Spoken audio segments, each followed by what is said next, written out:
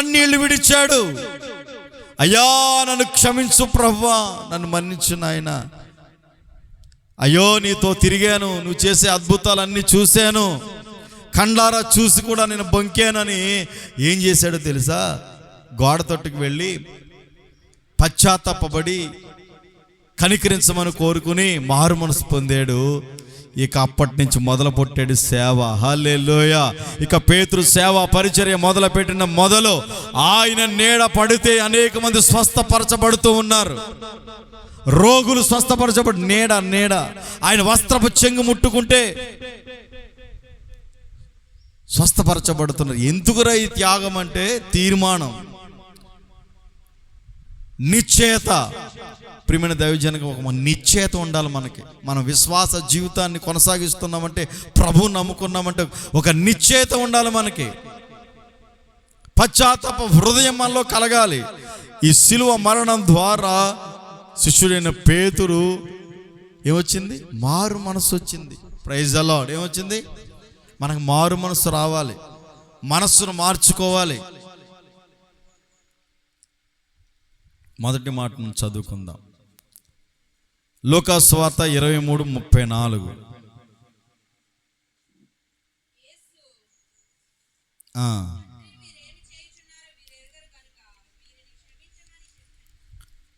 ఎవరితో చెప్తున్నాడు ఈ మాటలంటే, ఎవరి గురించి ప్రభు మాట్లాడుతున్నాడంటే,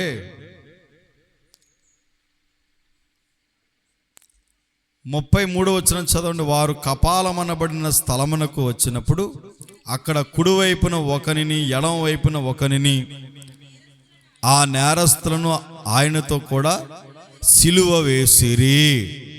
విషయం ఏంటంటే, ఇద్దరు దొంగలు ఉన్నారు. ఇద్దరు దొంగలు ఉంటే రోమా చరిత్ర ప్రకారంగా వ్యభిచారం చేస్తే రాళ్లతో కొట్టి చంపేస్తారు. ఏం చేస్తారు? ఇప్పటికీ చంపేస్తారు. ఇక అంతకన్నా ఘోరమైన పాపం చేస్తే ఏం చేస్తారంటే సిలువ మరణము, సిలువ వేయటం. యేసు ప్రభు సిలువ వేయబడ్డాడు.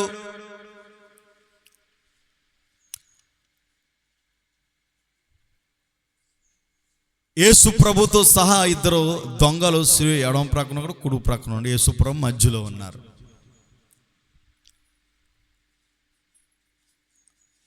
అప్పుడు మాట్లాడుకుంటూ ఉన్నారు వీళ్ళు. ఒక ఆయన అంటాడు, నువ్వు దేవుడువా? దేవుడు అయితే నిన్ను నువ్వు రక్షించుకో, నన్ను కూడా రక్షించు అంటాడు. ఇంకొక అతను అంటాడు, రే బుద్ధి ఉందా? మనమైతే దొంగదనం చేశాం, పాపం చేశాం, అక్రమం చేశాం, మనకి ఈ శిక్ష తగును, ఈ శిక్ష మనకి పడవలసినదే. దీన్ని ఏమంటారంటే పశ్చాత్తాపం అంటారు అని చెప్తూ ఉన్నాడు. ఆ సమయంలో ప్రభు మాట్లాడుతున్నారు, అయ్యా వీరేం మాట్లాడుతున్నారు, ఏం చేస్తున్నారు వీరికి తెలియదు కనుక అయ్యా క్షమించు బాబు అన్న. నేను స్తోత్ర. మన దేవుడు ఎవరంటే క్షమించేవాడు. ఎవరు క్షమించలేరు,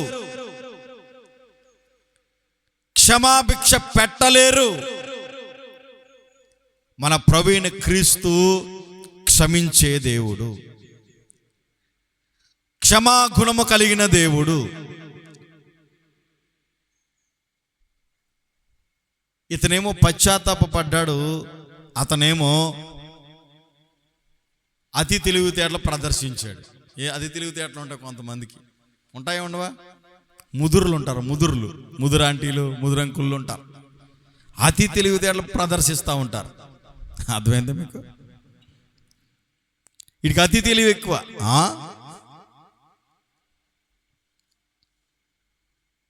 యేసు ప్రభు, నువ్వు ఎన్ని అద్భుతాలు చేసావు, ఎన్ని చేసావు నువ్వు రక్షించుకో, మమ్మల్ని కూడా రక్షించు. ఇతను అంటాడు, రే మనమైతే దొంగలం,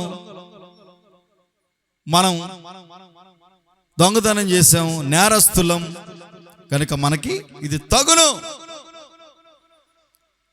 అప్పుడు ఇవన్నీ చూసి ఏసేయమంటాడంటే, అయ్యా క్షమించండి, వీరేం చేస్తున్నారు వీరు తెలియదు కనుక. ప్రైజ్ ది లార్డ్, హల్లెలూయా. రెండవ మాట ఏంటంటే, ఇతను అయ్యా ఇదిగో నన్ను క్షమించు బాబు, నేను చేసిన పాపం కరెక్టే, కానీ నువ్వు ఏ పాపం చేయలేదు, అయ్యా నన్ను నీ రాజ్యంలో జ్ఞాపకం చేసుకో బాబు. చూడండి దేవుడు ఎంత మంచి దేవుడు అంటే, ఓకే నీలో పశ్చాత్తాప హృదయాన్ని చూశాను కనుక నేను నేడు నీవు నాతో కూడా పరదేశులో ఉందువని నిశ్చయముగా నీతో చెప్పుచున్నాను నేను. Praise the Lord. పరదేశులు ఎవరుంటారంటే మృతి పొందారు కదా, మన పితరులు, మన తండ్రి గారు, మా అమ్మగారు, వీళ్ళంతా ప్రభువుని నమ్ముకుని చనిపోతే వీళ్ళు ఎక్కడ ఉంటారు? పరదేశీలో ఉంటారు. ఎక్కడ ఉంటారు? పరదేశి వేరు, పరలోకం వేరు. Praise the lord. ఈ పరదేశులో నుంచి పరమునకు ఎక్కిపోయాడు మొట్టమొదటగా యేసు ప్రభు. అర్థమైందా? మిగతా వాళ్ళందరూ ఏం నిద్రపోతూ ఉన్నారు, ప్రశాంతంగా విశ్రాంతిలో ఉన్నారు. వీరు ఎప్పుడు లేస్తారంటే యేసు ప్రభు వచ్చినప్పుడు వారు సమాధులు తెరవబడతాయని వాక్యము సెలవిస్తూ ఉంది. అప్పుడు వారు లేస్తారు. మన దేవుడు ఎవరంటే క్షమించే దేవుడు. ఎటువంటి ఘోరమైన పాపినైనా, ఎటువంటి వ్యక్తినైనా క్షమించి హక్కున చేర్చుకునేవాడే మనం నమ్ముకున్న దేవుడు. హల్లెలూయా. క్షమించే దేవుడు. నేడు నీవు నాతో పరదేశులు ఉందని చెప్పాడు. ఎందుకంటే మనిషికి ఏమంటే పశ్చాత్తాపాన్ని చూస్తాడు దేవుడు. ఎవరిని చూస్తాడు? పశ్చాత్తాప హృదయాన్ని, క్షమాగుణాన్ని. పశ్చాత్తాప హృదయం మనలో ఉండాలి. ఎంతకాలం? నేడు రేపు ప్రభు రాబోతూ ఉన్నాడు. పశ్చాత్తాప హృదయం మనలో ఉండాలండి. ఆ పశ్చాత్తాప హృదయాన్ని దేవుడు చూస్తాడు. హృదయాంతరంగాలు ఎరిగిన వాడు ఆయన, సమస్తం ఆయనకు తెలుసు, ఆయనకు మరుగైనది ఏదీ లేదు. అందుకని మనలో పశ్చాత్తాప హృదయం ఉండాలి. అప్పుడు మనం ఏం చేస్తామంటే దేవుని ద్వారా క్షమించబడతాము. హల్లెలూయా. మూడవ మాట యోహాను సువార్త 26వ వచనంలో, అమ్మా ఇదిగో నీ కుమారుడు అని అతని తల్లితో చెప్పాను. ఇది యేసు ప్రభును కన్నది మరియమ్మ. యేసేపుకు మరియమ్మకి పరిశుద్ధాత్మ ద్వారా మరియమ్మ గర్భాన్ని ధరించి యేసు ప్రభును కన్న తర్వాత ఏమైంది? తల్లి అయింది. Praise the lord. ఏ రకంగా? పరిశుద్ధాత్మ ద్వారా గర్భాన్ని దేవుడు వాడుకున్నాడు, తల్లి అయింది. కానీ శరీర సంబంధంగా కన్న తల్లి కాదు ఈమె. అర్థమైంది మీకు? శరీర సంబంధంగా పురుషుని కలయిక ద్వారా కన్నటువంటి తల్లి కాదు. దేవుడు తన గర్భాన్ని జస్ట్ ఫర్ యూజ్ వాడుకున్నాడు, అంతే. వాడుకున్నాడు గర్భాన్ని. శరీర సంబంధంగా తల్లి కాదు ఈమె. అయితే చూడండి దేవుడు అంత మంచి దేవుడు తెలుసా? ఆమె శరీర సంబంధంగా కనకపోయినా ఒంటరిగా తల్లిని విడిచిపెట్టకుండా యాహానిట్రా ప్రభు అని వచ్చాడు. ఇదిగో ఈమె నీ తల్లి, అమ్మా ఇదిగో ఈమె నీ కుమారుడు. Praise the Lord. అప్పచెబుతాడు, విడిచిపెట్టట్లా. ఇప్పుడు తల్లిని పిల్లలు ఏం చేయాలి? యేసు ప్రభు మాదిరండి ప్రతిదీ చూపించాడు మనకి. తల్లిదండ్రులు ఏం చేయాలి? పిల్లలు ఏం చేయాలి తల్లిదండ్రుల పట్ల? చూడండి, తల్లిదండ్రులు పిల్లలు చూస్తూ ఉన్నారా? మాట వింటూ ఉన్నారా? గౌరవిస్తూ ఉన్నారా? ఈమె శరీర సంబంధంగా కనకపోయినా యేసు ప్రభు ఒంటరిగా విడిచిపెట్టకుండా యాహానిట్రామ్మా చిత్తం ప్రభు, ఇదిగో ఈమె నీ తల్లి, ఈ రోజు నుంచి ఈమె నీ తల్లి, అమ్మా ఇదిగో నీ కుమారుడు. ఎంత మంచి దేవుడు అండి మన దేవుడు. తల్లిని విడిచిపెట్టట్లా. ఎంత మంచి దేవుడు మనం నమ్ముకున్న దేవుడు. అప్పచెబుతూ ఉన్నాడు, నేడు అమ్మా ఇదిగో నీ కుమారుడు అని అతని తల్లితో చెప్పాను. ఇదిగో యోహాను బాగా చూసుకో అమ్మని. చూసారా, మన దేవుడు అంత మంచి దేవుడు. అందుకని కుటుంబ వ్యవస్థలో తల్లిదండ్రులను పిల్లలు చూడాలి, బాధ్యత వహించాలి. వృద్ధాప్యమందు చూడాలి, పిల్లలు తల్లిదండ్రులు పట్టించుకోవాలి. నీకు స్నానం చేయించి, ఏమండి నీకు అన్నీ చేసి, వయసు వచ్చేసరికి, నీకు యవనప్రాయం వచ్చేసరికి నీవు నీ తల్లిదండ్రులను విసర్జించి నీకు ఇష్టం వచ్చినట్లుగా బ్రతుకుతూ ఉన్నావు. ప్రపంచంలో యవనస్తులందరూ ఎట్లా ఉన్నా తనకి ఇష్టం వచ్చినట్లుగా ప్రవర్తిస్తూ ఉన్నారు. తల్లిదండ్రుల మాట వినట్లేదు, చూసుకోవట్లేదు, మంచిగా ప్రేమించట్లేదు.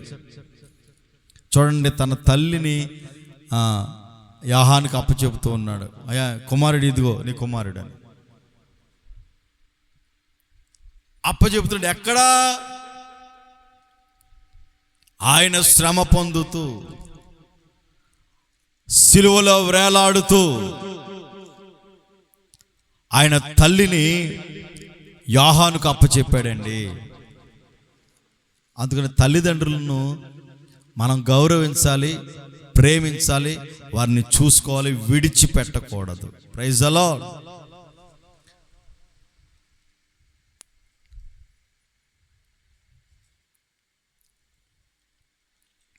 నాలుగవ మాట, మత్తయి సువార్త 27వ అధ్యాయము 46వ వచనం.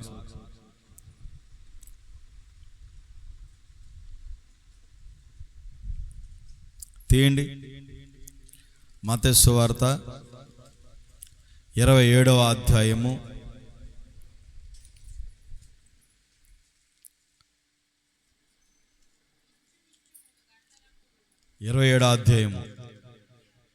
46 చూడండి. ఇంచుమించు ఇది 46, ఇంచుమించు 3 గంటలప్పుడు యేసు ఏలి ఏలి లామా సబక్తా అని బిగ్గరగా కేకవేసి, నా మాటకు నా దేవా నా దేవా నన్ను ఎందుకు చేయి విడిచిది అని అర్థం. అక్కడ నిలుచున్న వాళ్ళ కొందరు ఆ మాట విని అతడు ఏలియాని పిలుచుచున్నాడని వెంటనే వారితో ఒకడు పరిగెత్తుకుని పోయి స్పాంజి తీసుకుని చిరకాలలో ముంచి రెల్లును తగిలించి ఆయనకు త్రాగనిచ్చెను. వినండి,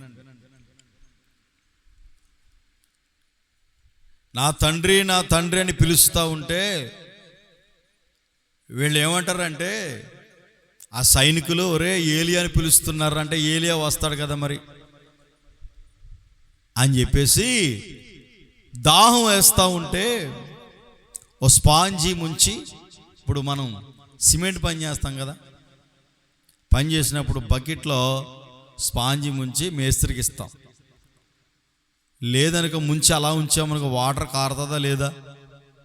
కారుతుందా లేదండి? అట్లాగా ఓ స్పాంజీ తీసుకుని ఓ చేదు చిరకను ముట్టించి యేసు ప్రభు పెదాలకు రాస్తా ఉన్నారు. చేదు చిరకనండి, అపహాసిస్తూ ఏలి అని పిలుస్తున్నాడు రా అని అంటూ దూషిస్తూ ఆయనకి చేదు చిరకను అందించారండి. ఆ మండు టెండలో రమారమి ఎన్ని గంటలుగా? 3 గంటలకి ఎండవేళ. ఆ ఎండలో ఆ దాహం దాహం అని ప్రభు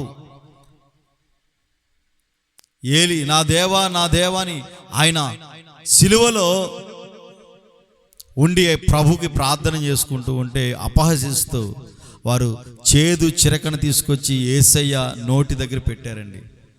చేదు చిరకని ఎవరు తీసుకుంటారండి? చూడండి యేసయ్యని ఎట్లా హింసించారు. ప్రియమైన దైవజనమ దేవుని ప్రజలారా, మన కొరకు ఆయన వాటర్ కూడా లేదు ఆయనకి, అంత కఠినమైన మరణాన్ని ప్రభు పొందారు. ఎవరి కొరకంటే మన కొరకు. నీకు దాహం ఉండాలి. చేదు దాహం కాదు. చేదు అంటే లోకం. వాక్యమనే ప్రవాహం, వాక్యమైన దాహం నీలో ఉండాలి. వాక్యాన్ని చదవాలి, వాక్యాన్ని వినాలి, వాక్యాన్ని ధ్యానించాలి, దేవుని మాటను నువ్వు గైకొనాలి. ఆ దాహాన్ని తీర్చడానికే మన యేసయ్య ఆ మండుటెండలో 3 గంటల సమయంలో దాహం లేకుండా ఉన్నాడు. దేవుని స్తోత్రం. మన దాహాన్ని తీర్చడానికి ప్రియమైన దైవజన దేవుని ప్రజలారా, ఆ రమారమి 3 గంటల సమయంలో ఆ శిలువ వేలాడుతూ ప్రభుకి ప్రార్థన చేస్తున్నాడు. ఏమని? ఏలి ఏలి లామా సబక్తాని బిగ్గరగా కేకవేస్తున్న మాటకు, నా దేవా నా దేవా నన్నెందుకు చేయి విడిచిదివి, నన్నెందుకు విడిచిపెట్టేస్తూ ఉన్నావు, నీ బాధలు తట్టుకోలేకపోతున్నాను, భరించలేకపోతున్నాను అని చెప్పేసి ప్రభు ఏడుస్తున్న సమయం అండి, కన్నీళ్లు కారుస్తున్న సమయం అండి. ఎంత ఘోరమైనటువంటి మరణం మన కొరకు ప్రభు పొందారు. నువ్వు ఆ గాయాలను మరిచిపోకూడదు, ఆయన ప్రేమను మరిచిపోకూడదు. ఆయన ప్రేమను, ఆయన గాయాలను మరిచిపోయి నీకు ఇష్టం వచ్చినట్లుగా నువ్వు భక్తి చేయకూడదు, నడిపించబడకూడదు. ప్రభు నీకు ఆరోగ్యం ఇచ్చాడు, శక్తినిచ్చాడు, బలంనిచ్చాడు, సమస్తాన్ని నీకు అనుగ్రహిస్తే ప్రభుని విడిచిపెట్టి, దేవుని మందిరాన్ని విడిచిపెట్టి, గౌరవం లేకుండా, భక్తి లేకుండా మనం నడిపించబడకూడదండి. Praise the lord. ఎందుకు ఆయన శిలువ మరణానికి ఎక్కడ విలువిస్తూ ఉన్నావు? ఎక్కడ ప్రభుని గౌరవిస్తూ ఉన్నావు? చాలామందికి దేవుని మందిరం అన్నా, దేవుని సన్నిధాన మొక్కు ఉండదు, వాక్యం అన్నా మొక్కు ఉండదు. ఎందుకంటే చేదు చిరకంటే లోకంలో ఉన్నారు వీళ్ళంతా. లోకంలో ఉన్న వాళ్ళకి దేవుని ప్రేమ తెలియదు, ఆ దేవునిలో ఆనందించటము అర్థం కాదు, ఆ స్పర్శ పరిశుద్ధాత్మ నడిపింపు అర్థం కాదు. కనుక మన ప్రభువైన క్రీస్తు మన కొరకు దాహంగా ఉన్నాడు, చేదు చిరకను ఆయన పుచ్చుకున్నాడండి. అందుకని మనం ఆ శిలువ మరణాన్ని జ్ఞాపకం చేసుకుని మారు మనసు పొంది మన భక్తి మార్గములో నడిపించబడాలి. హల్లెలూయా. ప్రపంచమంతా ఈరోజు ఏ ఒక్కరు యెరూషలేములో సెలవు, డ్యూటీలు ఉండవు. ఇక్కడ కూడా కాదండి, మన భారతదేశంలో కూడా సెలవు ఇచ్చారు కదా, ఇచ్చారేమో లేదా? షాపులు సెలవు, అన్ని సెలవు, అన్ని డిపార్ట్మెంట్కి హాలిడే. ఈరోజు అధికారులతో సహా అందరూ, ప్రభు నమ్ముకునే వాళ్ళు కూడా ఈరోజు భక్తి చేస్తారండి. అటువంటిది కొంతమందికి దేవుని మందిరం అన్నా, భక్తి అన్నా ఇబ్బందిగా ఉంటుంది. Praise the lord. మన కొరకు ఆయన శిలువ మరణం పొందాడు, దప్పుకొన్నాడు. ఓకే, 5వ మాట 19:28 యోహాను, నేను దప్పుకొనుచున్నాను. ఇది 5వ మాట. 5వ మాట మాట్లాడుతూ ఉన్నప్పుడు చేదు చిరకను అందించారు. దప్పుకుంటున్నాను, దాహం ఉంది, నాకు దాహంగా ఉందంటే చేదు చిరకను అందించారు. 6వ మాట 19 యోహాను 30, సమాప్తమైనదని చెప్పి తల వంచి ఆత్మను అప్పగించాను. ఇదిగో నేను చేయవలసిన అంతను చేశాను అని ఇక సమాప్తమని చెప్పి తల వంచి ఆత్మను ప్రభుకు అప్పగించారు. దేవుని ఆత్మను, యేసయ్య ఆత్మను ప్రభుకి అప్పజెప్పారు. 7వ మాట ఏంటంటే లూకా సువార్త 23:46లో, తండ్రి నీ చేతికి నా ఆత్మను అప్పగించుచున్నాను నేను. ఆయన ఇలాగూ చెప్పి ప్రాణము విడిచాను. Praise the lord. ప్రాణం విడిచిన వెంటనే చెమ్మ చీకటి, అంధకారం, అందరూ ఆశ్చర్యపడిపోయారండి. మన కొరకై 5 గాయాలు పంచగాయాలు పొందాడు ఆయన. ముండ్ల కిరీటం పెట్టబడింది. నీ పాపములు, నీ దురాలోచనలు, దాన్ని బట్టి వాటన్నిటిని ద్వారా మనం పరిశుద్ధులుగా మార్చబడడానికి ముండ్ల కిరీటం పెట్టారు ఆయనకి. మనం చేసిన పాపములు బట్టి ఆయన అరచేతుల్లో మేకులు దింపారు. మనం చేసిన పాప కార్యాలను బట్టి, వెళ్ళకూడని చోట్లకు వెళుతూ పాపం చేస్తున్న విధానాన్ని బట్టి వాటిని విడిపించబడడానికి అవయవముల నుండి కాళ్లకు మేకులు దింపారు ఆయన. ఆఖరికి చనిపోయిన తరువాత, ప్రాణం విడిచిన తరువాత ఇంకా బ్రతికి ఉన్నాడా లేదా అని చూడడానికి ప్రక్కలో బల్లెపు పోటు. ఇదిగో ఆ బల్లెపు పోటు పొడిచినప్పుడు అదిగో ఆ బల్లెము గుండా నీరు కారుతా ఉంది. ఏం కారుతా ఉంది? ఆఖరికి ఆయన మన కొరకు తన ఒంటిలో ఉన్నటువంటి నీటిని కూడా ఖర్చు పెట్టాడు. ఇక రక్తము లేదు ఆయన ఒంటిలో. రక్తం అంతటిని మన కొరకై ధారపోసాడు ఆయన. ఆ సిలువ మరణాలను నువ్వు జ్ఞాపకం చేసుకొనుకుండగా, ఆయన గౌరవించుకుండగా, ఆయన చెప్పిన బోధలను నడిపించబడకుండగా లోకంలో ఉంటున్నావేమో. ఇదిగో ఈ ఉదయకాల సమయంలో, ఈ గుడ్ ఫ్రైడే ఆరాధనలో నీవు ఆయనకు సమీపస్తులుగా మార్చబడాలి, మారు మనసు పొందాలి.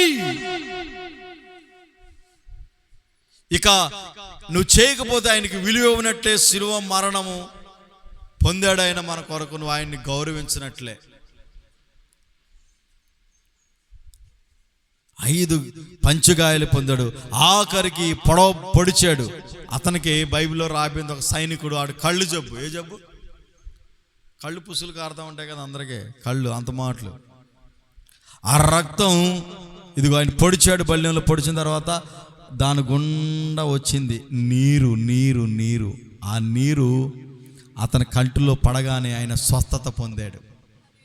హల్లెలూయా.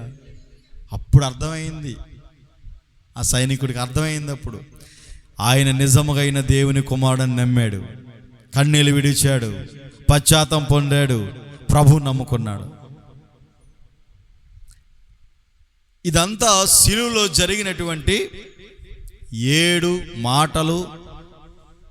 ఆయన మరణం పొందినటువంటి సమయంలో ప్రభు మాట్లాడిన మాటలు ప్రపంచమంతా అధ్యయనం చేస్తారు. అయితే ఇది 2025 సంవత్సరాల క్రితం జరిగిన పరిణామం. మరి ఇప్పుడు తన శిష్యుల్ని ఏర్పాటు చేసుకున్నాడు ప్రభు. ఉన్నారు కదా 12 మంది, పేతురు, యోహాను, ఆంద్రేయ,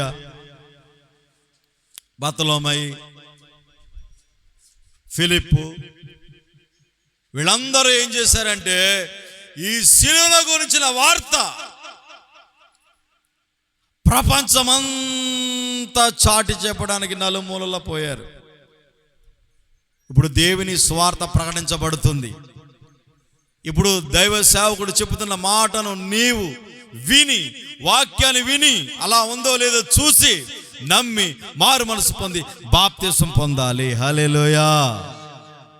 అప్పుడు సిలువకు విలువ. సిలువ మరణానికి నువ్వు విలువ ఇచ్చినట్టు ఆ విలువను బట్టి నీకు దేవుడు ఇచ్చేది ఏంటంటే బహుమతి, పరలోక రాజ్యము. హల్లెలూయా.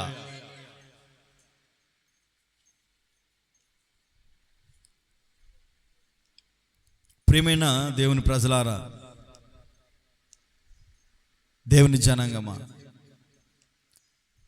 ఆయన సిలువ మరణానికి జ్ఞాపకం చేసుకోండి. ప్రభువుకు విలువివ్వండి. మనిషిని నువ్వు ప్రేమించినా ప్రేమించకపోయినా పర్లేదు, కానీ నువ్వు ప్రభువును మాత్రం ప్రేమించాలి. Praise the Lord. హల్లెలూయా. ఎంత మంచి దేవుడు మన దేవుడు. ఆఖరికి ఆయన దొంగని కూడా సిలువలో వేలాడుతూ ఉన్న దొంగని కూడా క్షమించాడు. ఆఖరి శ్వాసలో కూడా ప్రభు అద్భుతాలు చేశాడండి మన దేవుడు. ఎంత మంచి దేవుడు ఆయన. అందుకని ప్రపంచమంతా ఈరోజు ఈ సిలువ మరణాన్ని జ్ఞాపకం చేసుకుంటూ ఎన్నో అవమానాలు పొందాడు ఆయన. పిలాతు దగ్గరికి, పొంతు పిలాతు దగ్గరికి వెళ్ళాడు. ఇవన్నీ మన చరిత్ర చెప్పుకుంటే 3 గంటలు పడద్ది. Praise the lord. అందుకే మీకు సింపుల్గా టూకీగా ఉన్న విషయాన్నే చెప్తూ ఉన్నాను. ఉమ్మువేయబడ్డాడు ఆయన. ఉమ్మువేశారు ఆయన్ని, కాండ్రించి ఉమ్మువేశారు ఆయన. మన కొరకు ఉమ్మువేయబడి వేయించుకున్నాడు ఆయన. ఆఖరికి స్త్రీలందరూ ఇదిగో ఆయన ఆ వీధులలో, యెరూషలేము పట్టణం వీధుల్లో గొల్గోతు కొండ మీద సిలువ, భారమైన సిలువను మోస్తూ ఉండగా స్త్రీలందరూ అయ్యో యేసయ్యా అని అందరూ ఏడుస్తూ ఉంటే, అమ్మా ఎందుకు ఏడుస్తారు? నా కోసం ఏడొద్దు, మీ కొరకు మీ పిల్లల కొరకు ఏడవండి. ఎంత మంచి దేవుడు మన దేవుడు. నా కోసం ఎందుకు ఏడుస్తారు? మీ పిల్లల కొరకు ఏడవండి. మరి నీ పిల్లల కొరకు ఏడుస్తున్నావా? ఏడవడం అంటే ఏంటి? నీ పిల్లల కొరకు రోధిస్తూ ఉన్నావా? ప్రార్థిస్తూ ఉన్నావా? పరిశుద్ధమైన మార్గాలను నడిపించబడగలుగుతున్నారా నీ పిల్లలు? ప్రభు చెప్పాడు కదా, నా కోసం ఏడవలసిన పనిలే, నేను తిరిగి లేస్తాను, మళ్ళీ వస్తాను. మీరు చేయవలసిన పని ఏంటంటే, స్త్రీలు మీ పిల్లల కొరకు ఏడవాలి. ఏడవడం అంటే ప్రార్థన చేసి పరిశుద్ధమైన మార్గంలో పెంచబడేటట్లుగా ఏడవాలి, ప్రార్థన చేయాలి, పరిశుద్ధమైన మార్గాలలో నడిపించబడేటట్లుగా నువ్వు చేయాలి. ప్రభుదే చెప్తున్నాడు, అమ్మ ఎందుకు నా కోసం ఏడవకండి, మీ కొరకు మీ పిల్లల కొరకు ఏడవండి. మీ కొరకు ఏడవండి. మీరు బ్రతుకులు మార్చుకోండి, మీ పిల్లల బ్రతుకులు మార్చండి, పరిశుద్ధంగా బ్రతకండి. ఆ సిలువ మోస్తూ ఓ ప్రక్కన కొడవలతో కొడుతూ ఉన్నారు, ఓ ప్రక్కన గుద్దుతూ ఉన్నారు, ఉమ్ము వేస్తూ ఉన్నారు, అవమానిస్తూ ఉన్నారండి. భయంకరమైన పరిస్థితి. ఆ పరిస్థితుల్లో కూడా ప్రభు అంటాడు, అమ్మా అమ్మలారా నా కొరకు ఏడవద్దు, మీ కొరకు మీ పిల్లల కొరకు ఏడవండి, మీ కుటుంబాల్ని బాగు చేసుకోండి. ఎంత మంచి దేవుడు. అటువంటి ప్రభువుని నమ్ముకున్నామండి మనం. అందుకని మనం చేసే భక్తి యథార్థంగా చేయాలి. మనం చేసేటువంటి భక్తి ప్రేమతో చేయాలి. మనం చేసేటువంటి భక్తి విశ్వాసముతో చేయాలి. సమాధి చేయబడ్డారు ప్రభు, మరలా తిరిగి లేచి ఉన్నారు. మన దేవుడు ఎవరు? సజీవుడు అండి. ఆఖరికి లేచిన తర్వాత తోమ ఉన్నాడు కదా శిష్యుడు, అనుమానం. చాలామందికి అనుమానం ఉంటుంది కదా, అప్పుడు కూడా ఉందండి అనుమానం. కొంతమందికి చూస్తేనే నమ్ముతారు, నేను చూస్తేనే నమ్ముతాను, చూడండి ఎవరు నమ్మరు. ఒక అతను ఉన్నాడు తోమ. అతను ఏం చేశాడో తెలుసా? యేసు ప్రభు లేచిన తర్వాత శిష్యులందరికీ కనబడితే నమ్మట్లా. ఇదిగో తోమ ఇటురా, ఇదిగో నా గాయాల్లో వేలు పెట్టి చూడంటే వేలు పెట్టి చూస్తే అప్పుడు నమ్మాడు. ఎంత మంచి దేవుడు అండి మన దేవుడు. అటువంటి ప్రభువుని నమ్ముకున్నాం మనం. అందుకని ఈ 7 మాటల గురించి మీకు సవివరంగా వివరించాను. మనము క్షమించే గుణము కలిగి ఉండాలి. ప్రభు క్షమించాడా? మనం కూడా క్షమించేయాలి. కోపంలో మానవ నైజం కనుక ఏదో అనుకుంటాం. భార్యాభర్తలు ఉన్నారు, కోపంలో ఏదో అంటాడు ఆయన, గోబులెంబకే కొడతాడు. తర్వాత నువ్వు ఏదోటి అంటావు. మరలా ఒకరొకరు ఏం చేసుకోవాలి? క్షమించుకోవాలి. మన దేవుడు ఎవరు? క్షమించేవాడు. మనం ఆ ప్రేమ కలిగి ఒకరినొకరు క్షమించుకోవాలి, ప్రేమించుకోవాలి, ప్రభు ప్రేమను చూపాలి. కొంతమంది ఉంటారు సంవత్సరాలు మాట్లాడుకోరు, అవన్నీ జ్ఞాపకం చేసుకుంటూ మనసులో పెట్టుకుంటూ అదే తలంపులు. ఆ చెడ్డ తలంపుల కొరకే ముండ్ల కిరీటం పెట్టబడిందండి. దేహమంతా గాయాలే. అయినా దేవుడు ఏమంటాడు తెలుసా? అయ్యా వీరు ఏం చేస్తున్నారో వీరికి తెలియదు, క్షమించండి. క్షమించే మనసు మనలో ఉండాలండి. క్షమించుకోవాలి ఒకరికొకరు. మనం క్షమించుకోకపోతే విరోధం ఉంటుంది. ఏముంటుంది? విరోధం, పగ ఉంటుంది. పగ ద్వారా మనం ఏమి సాధించలేము, కోపం ద్వారా ఏమి సాధించలేము. అందుకని మనము పశ్చాత్తాప హృదయం కలిగి ఉంటే ప్రభు చూసి మనల్ని ఏం చేస్తాడంటే క్షమిస్తాడు. ఆ దొంగతో చెప్తున్నాడు, నేడు నీవు నాతో పరదేశులో ఉందువు. హల్లెలూయా. ఆ క్షమించే మనస్సు యేసయ్యది, ఆ పశ్చాత్తాపమైన హృదయాన్ని చూస్తాడు దేవుడు. ఆ హృదయం మనకు ఉండాలండి. మరెందుకు యేసు ప్రభువుని నమ్ముకుని గొడవ, యేసు ప్రభువుని నమ్ముకుని బూతులు, యేసు ప్రభువుని నమ్ముకుని అబద్ధాలు, యేసు ప్రభువుని నమ్ముకుని పగ, అక్కుసం, అసూయ, ద్వేషం, ఇవన్నీ ఎందుకు? వీటన్నిటినీ మన హృదయములో నుండి తొలగించేసుకోవాలి. హల్లెలూయా. కడిగేసుకోవాలి. దేని ద్వారా తెలుసా? యేసు రక్తము ద్వారా, మన కొరకు ఆయన కార్చిన రక్తము ద్వారా నీవు కడగబడాలి, పరిశుద్ధపరచబడాలి, పవిత్రపరచబడాలి. అప్పుడు నీతిమంతుడుగా నీవు మార్చబడతావు, నీతిమంతురాలుగా మార్చబడతావు. ఈ పగలు, ప్రతీకారాలన్నిటిని విడిచిపెట్టాలి. మనం క్షమించేసేయాలి. మనం ఏం చేయాలి? క్షమించేసేయాలి. మనం ప్రభు కొరకు మనము నిలబడాలి. Praise the Lord. హల్లెలూయా. బహుశ్రమలు రాబోతూ ఉన్నాయి, కష్టకాలాలు రాబోతూ ఉన్నాయి. ఆ కడవర దినాలలో అంతము వరకు ఎవరైతే భక్తి చేస్తారో, ఎవరైతే ఓపిక కలిగి ఉంటారో వారు మాత్రమే ఎత్తబడతారు. కనుక మనందరం సిద్ధపడాలి. ఈరోజు ప్రపంచమంతా చేసుకుంటున్నారు, దీన్ని జ్ఞాపకం చేసుకోవడం. మనం యేసుప్రభు మన కొరకు చనిపోయారు, సమాధి చేయబడ్డారు, తిరిగి లేచారు, మరలా పరలోకానికి ఆరోహణమయ్యారు. ఆయన త్వరగా రాబోతూ ఉన్నాడు. ఇప్పుడు రాకడ సమీపంగా ఉంది కనుక మనం ఏం చేయాలంటే, ఇప్పుడు పెళ్లి కొడుకు రెడీ అయ్యాడు, పెళ్లి కూతురు రెడీ అయింది. ఇప్పుడు ఏం జరగాలి చెప్పక్క? వివాహం జరగాలి. వివాహం జరిగితే ఏం జరుగుద్ది? పెళ్లి భోజనం ఉంటుంది. ఉండదా? బూరు ఉంటుంది, అప్పడాలు ఉంటాయి, సాంబారు ఉంటుంది,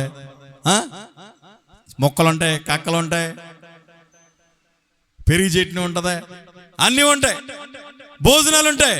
ఇదిగో ఆయన పెండ్లి కొడుకు. Praise the lord. ఎవరో? యేసయ్య. ఎవరో? వరుడు. మనం ఎవరో? పెండ్లి కూతురు. అంటే సంఘం ఏంటి? పెండ్లి కూతురులో రెడీ అవ్వాలి. ఎలాగా? చీర కట్టుకుని, గాజులు వేసుకుని, ఏమండి వడ్డానం పెట్టుకుని, పాపిడి పిల్ల పెట్టుకుని. పెండ్లి కూతురు ఎట్లా రెడీ అవుతుంది? అట్లా రెడీ అవ్వాలి మనం. అంటే మీరు మంచి చీర కట్టేసిన బంగారం వేసుకుని వచ్చేకండి అమ్మాయి, దేని స్తోత్రం అంటే అలా కాదు. పరిశుద్ధమైన అలంకరణ ద్వారా. ఎలాగండి? పరిశుద్ధమైన వాక్యమైన అలంకరణ ద్వారా మీరందరూ పరిశుద్ధులుగా మార్చబడి యేసయ్య కొరకు మనము పెండ్లి కుమార్తె ఎట్లా రెడీ అవుతుందో అట్లా రెడీ అయి ఉండాలి. హల్లెలూయా. పెండ్లి కొడుకు వచ్చేప్పుడు తాళి కడతాడా? కట్టడా? అప్పుడు నువ్వు అందంగా కనబడాలి. అందంగా అంటే ఏంటి? పేలిని రావు చేసుకుని బ్యూటీ పార్లర్కి వెళ్ళిపోయి రంగులు వేసేసుకుని చక్కగా నీట్గా అందంగా కనబడటం కాదు. ఇది బాహ్యమైనది. శరీరం పౌడర్ రాసుకుంటాం, ఏ చేస్తామంటే పక్కన పెట్టండి, దేని స్తోత్రం. పరిశుద్ధమైన అలంకారం ధరించుకుని అప్పుడు దేవుడు ఏం చేస్తాడు? హృదయాలను చూస్తాడు. నీ హృదయం ఎట్లా ఉంది ఏంటని. ఆ హృదయం కలిగినటువంటి వారిని దేవుడు ఏం చేస్తే వివాహం చేసుకుంటాడు. Praise the lord. అర్థమైంది మీకు? తాళి కడతాడు, తీసుకెళ్ళి మధ్యాకాశంలో కూర్చోబెట్టి భోజనాలు పెడతాడు ఆయన. Praise the lord. అందుకని మనం ఏం చేయాలంటే, యేసయ్య త్వరగా రాబోతున్నాడు కనుక ఇప్పుడు మనం ఆయన రక్తం ద్వారా కడగబడాలి, శుద్ధీకరించబడాలి, పవిత్రపరచబడాలి. పెండ్లి కూతురు వలె మనం ఏం చేయాలి? రెడీ అయి ఉండాలి. Praise the Lord. వరుడైన యేసయ్య వచ్చి మనల్ని పెండ్లాడతాడు. ఇప్పుడు సిద్ధపడి ఉండాలి. ఈ మాటలు నా దేవుడు మీ హృదయంలో నీరు కట్టి ఫలింప చేయునుగాక. ఆమేన్. అందరూ లేచి నిలబడి ప్రార్థన చేసుకుందాం.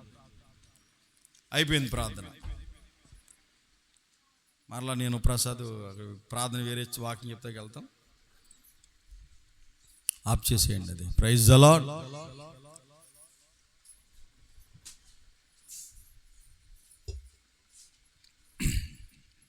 కండ్లు మూయండి.